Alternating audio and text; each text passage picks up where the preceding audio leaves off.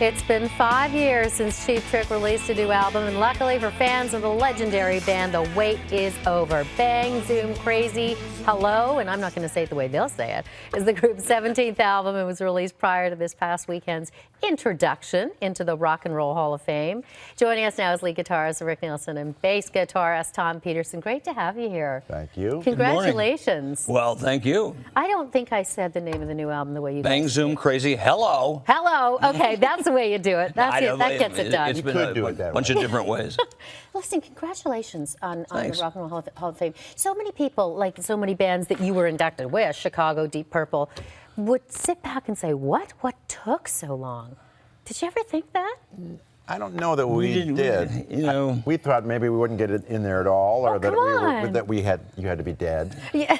We 25 were glad years. to find out that wasn't the case. It's like, what a moment it must have been, it was though. pretty amazing. You know, it's like, you know, the weird thing was that we were eligible like 12 or 14 years ago or something like that.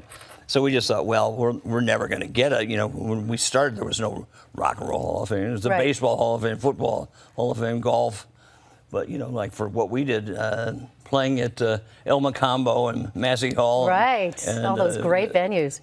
the Maple Leaf Garden, the old, you know, that was the Rock and Roll Hall of Fame, you know, because we got to play all the cool places and stuff.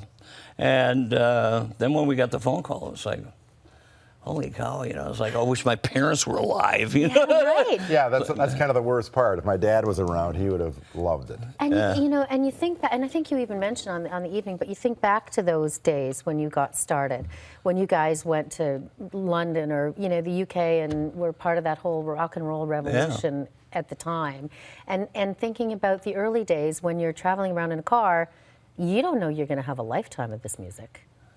No, We but never really thought about it. You know, we just liked to play. It was like there was no beginning, there was no end. You know, the beginning was, wow, we're playing. I mean, I've been playing with Tom in different bands since '68, I think it was. So it's like that's 9 years before Cheap Trick's first record came Yeah. out. Was it the Grim Reapers? The Grim Reapers. Grim Reapers, Yeah. and then they changed their name to Fuse. You know, two great names right in a row, boom. But you know, we made a record that went nowhere. And then we went somewhere. We went to Europe and went nowhere there too. And then moved to Philadelphia. You know, we went all over the place. But in '73, I started Cheap Trick without Tom, and then Tom came, and then the band was complete when we got Robin in 1974. So he's like the new guy. Those were such heady days. I mean, you know, you go on tour, and people just absolutely, you know, love you and adore you, and you go from riding around in a car. You don't have to use that anymore for transportation. Did you have time? You know, do you remember drinking it in, or was it just so busy?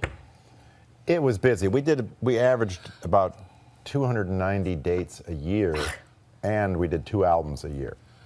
That's insane. That Like, from 77 on. From we were signed in 76.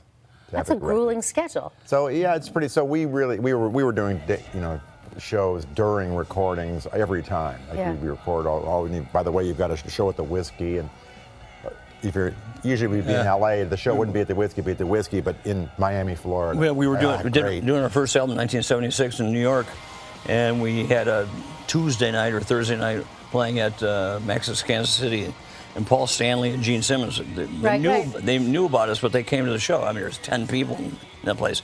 You know, nobody knew who like we were. Our record wasn't even out, and they said, you know, love you guys.